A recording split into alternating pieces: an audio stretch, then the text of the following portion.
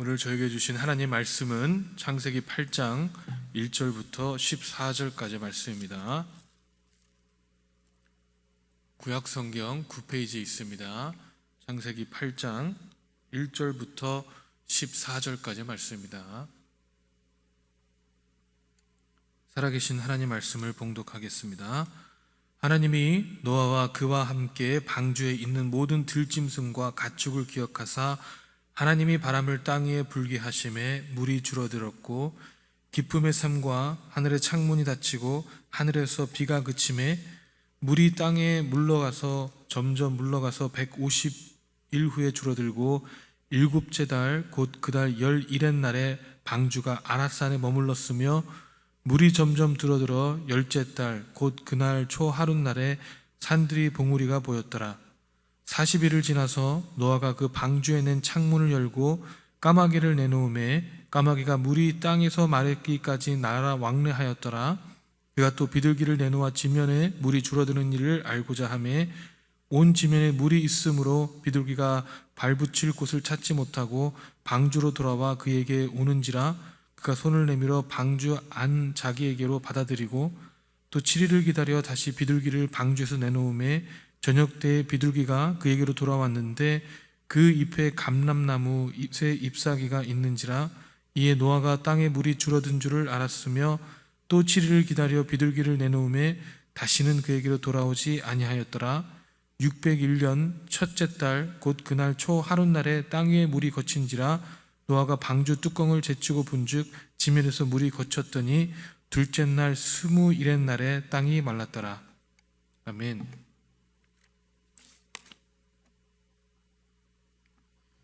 하나님께서는 하나님의 사람들을 잊지 아니하십니다.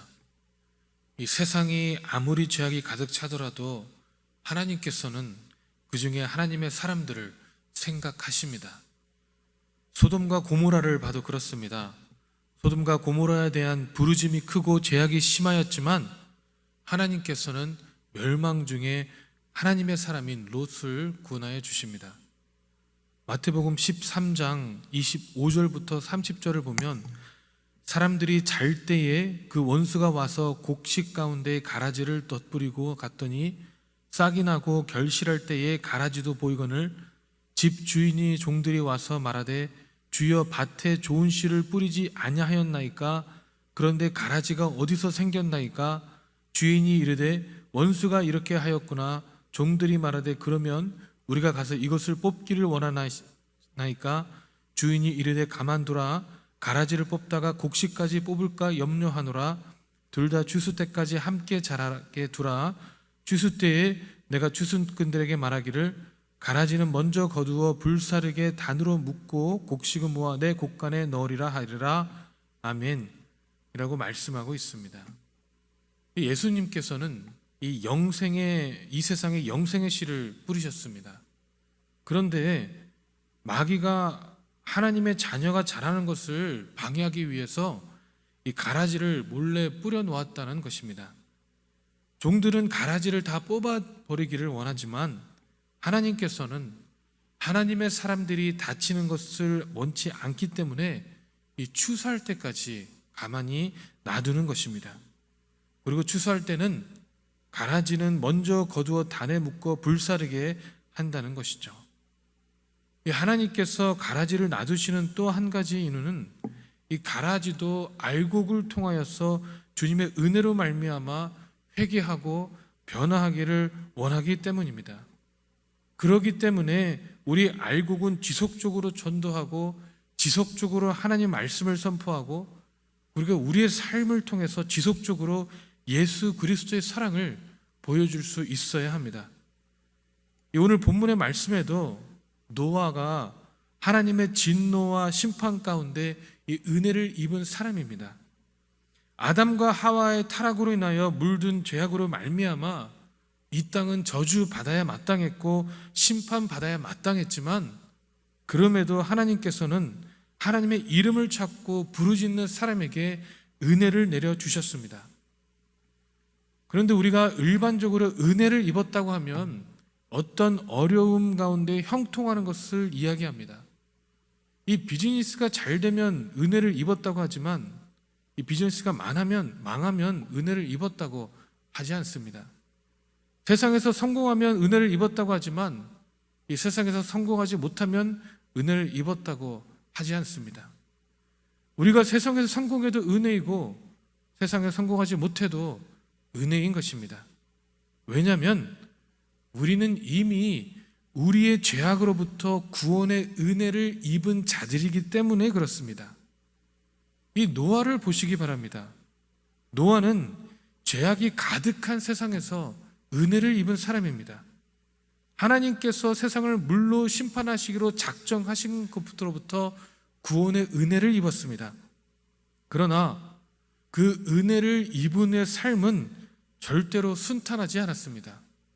하나님께서 노아를 구원하시기로 작정하신 다음에 하나님께서 노아에게 명하신 것은 바로 방주를 만들라는 것이었습니다. 그것도 120년 동안이나 방주를 만들어야 됐습니다. 노아가 120년 동안 방주를 만드는 동안 세상의 사람들은 아무 일 없다는 듯이 본인의 영역을 넓혀가고 세상에서 성공하고 잘 먹고 잘 마시고 결혼했다는 것입니다. 이 하나님께서 노아에게 다 준비된 방주를 주시고 들어가라고 하신 것이 아니라 이 노아는 120년 동안 온갖 고역과 노동을 하면서 길이가 450피트이고 넓이가 75피트이고 높이가 45피트가 되는 방주를 만들어야 했습니다. 나무를 잘라야 했습니다. 자른 나무를 일일이 연결해야 했습니다. 그 안에 방을 만들어야 하고 그리고 물이 새지 않도록 역청으로 그 안팎을 칠하는 일들을 그 노아와 노아의 가족들이 다 감당해야 했습니다. 이 세상의 관점에 본다면 이 누가 은혜를 입은 자들입니까? 120년 동안이나 생고생을 한 노아가 은혜를 입은 자들입니까? 아니면 세상에서 잘 먹고 성공하고 잘 놀고 아무런 걱정과 근심 없이 생활했던 나머지의 사람들이 은혜를 입은 사람들입니까? 이 그뿐만이 아닙니다. 방주가 다 만들어지자 세상에 있는 모든 짐승들을 죄다 방주에 집어넣고 사람이라고는 노아와 노아의 식구들만 있는데 그 안에서 370일이라는 기간을 보내야 했습니다. 처음에는 이 크고 깊은 샘들이 터지고 하늘의 창들이 열려서 40주야를 비가 땅에 쏟아졌다고 성경은 증거하고 있습니다. 그 모든 것이 이 노아에게는 너무나도 생소한 경험이라는 것입니다. 생전 처음으로 방주에 머무른 것도 모자라서 처음 겪는 비가 40일 동안 장대비같이 내리는 것이 이 얼마나 무섭고 두려운 경험이겠습니까? 이 여러분들도 집에 계실 때에 장대비가 지붕에 부딪히는 소리를 들으신 적이 있을 것입니다. 이 거짓말을 조금 보태면 이 집이 무너질 것 같은 소리가 들리지 않으시던가요? 이 얼마 전에는 허리케인 얼마가 지나갔습니다. 많은 사람들이 두려움으로 피난을 떠나야 했습니다. 우리는 딱 하루라도 우리가 있는 지역에 허리케인이 오면 이 난리가 나는데 노아는 이 지구 전체를 삼키는 소리를 40일 동안 듣고 있으니 얼마나 불안했겠습니까? 혹시 하나님께서 나를 잃어버리신 것은 아닌가? 이러다가 우리도 다 죽는 것은 아닌가? 라는 생각들이 수도 없이 머릿속을 스쳐 지나갔을 것입니다. 40일이 지나자 이제는 조금 안정을 찾는가 싶더니만 이제는 사방이 꽉 막힌 밀폐된 공간에서 들짐승들을 돌보며 생활하는 것이 너무나도 힘들었을 것입니다. 하나님의 은혜로 방주에 들어가서 구원을 얻었지만 한두 마리도 아닌 이 모든 짐승들을 몇 끼를 챙겨줘야 했고 그 배설물들을 다 처리해야 했고 냄새가 엄청 났을 텐데 그 안에서 그 생활을 해야 했다는 것입니다. 언제쯤 밖에 나갈 수 있을까를 매일 고민했을 것입니다. 하나님도 너무하시죠? 이 40일이 지나 비가 지나면 후딱 물이 없어지게 하실 수 있었을 텐데 충분히 하실 수 있는 분임이기도 말미암고 330일 동안 방주 안에 더 머물게 하셨으니까 곤욕도 이런 곤욕이 없습니다. 그런데 여러분, 이것이 바로 이 은혜의 삶이라는 것입니다. 우리가 은혜를 받으면 우리의 삶의 변화가 바로 일어나고 우리가 가지고 있는 모든 것들이 지금 당장 해결되길 바라지만, 물론 그럴 때도 있습니다.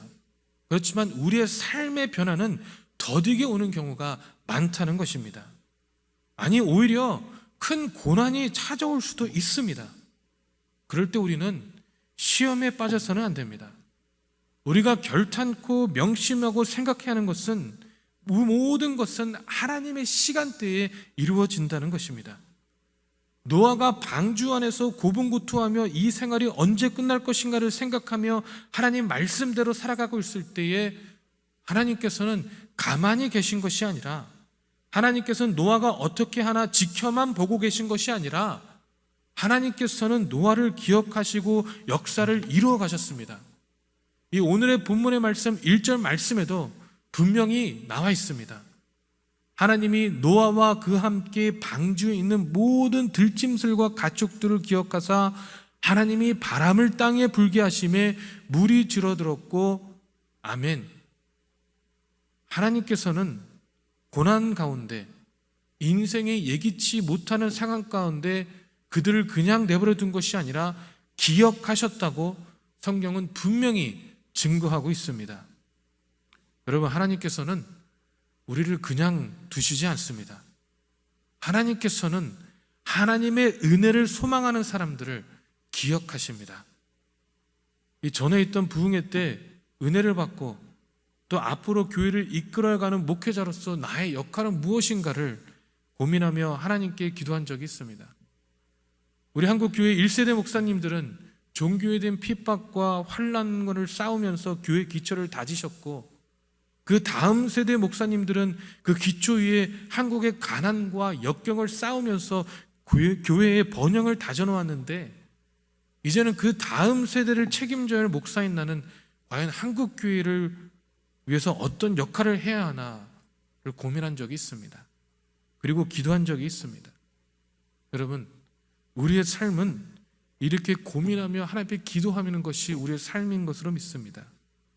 우리도 이제는 하나님 앞으로 나아가야 합니다. 하나님께서는 우리에게 그 어떤 사명과 고난을 허락하실지라도 믿음으로 우리는 기도하며 나아가야 합니다. 이 변화와 생명은 바로 하나님께서 나를 통하여 이루신다는 것을 깨닫고, 주님, 내가 여기 있습니다라고 부르짖으며 나아가길 소망합니다. 여러분이 전도서 3장 1절에 범사에 기한이 있고 천하 만사가 다 때가 있으며 라고 말씀하고 있습니다. 우리가 예수님을 믿고 구원을 받는 것은 우리가 예수님을 그리스도라고 진심으로 고백하는 순간에 바로 이루어집니다. 그러나 이 예수님을 닮아가는 것은 평생 걸립니다. 예수님을 믿으면 모든 고생 끝 행복 시작이라고 생각하는데 현실은 그러지 않을 때가 있다는 것입니다. 그러나 하나님께서는 우리의 삶의 현장에서 우리를 지키시고 보호하고 계십니다.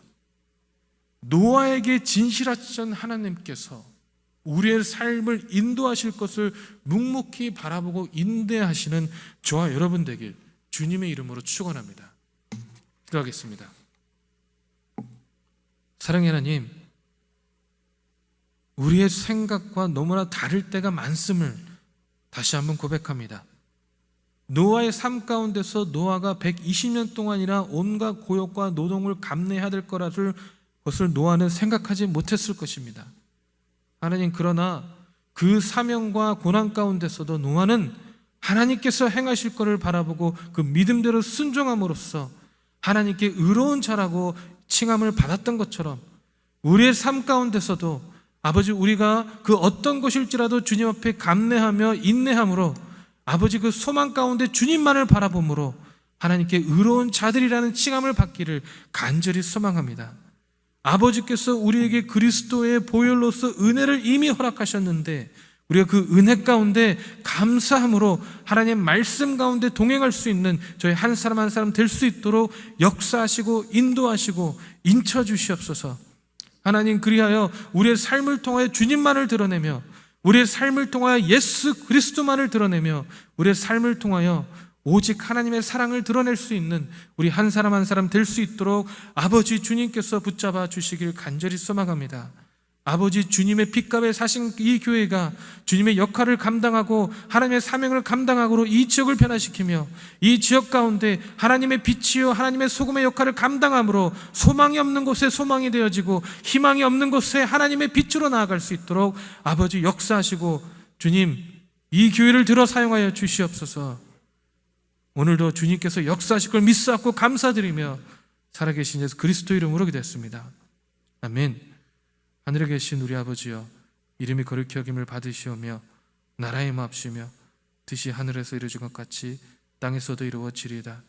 오늘날 우리에게 일용할 양식을 주옵시고 우리가 우리에게 죄진 자를 사하여 준 것 같이 우리 죄를 사하여 주옵시고 우리를 시험에 들지 말게 하옵시며 다만 악에서 구하옵소서. 대개 나라와 권세와 영광이 아버지께 영원히 쌓옵나이다. 아멘.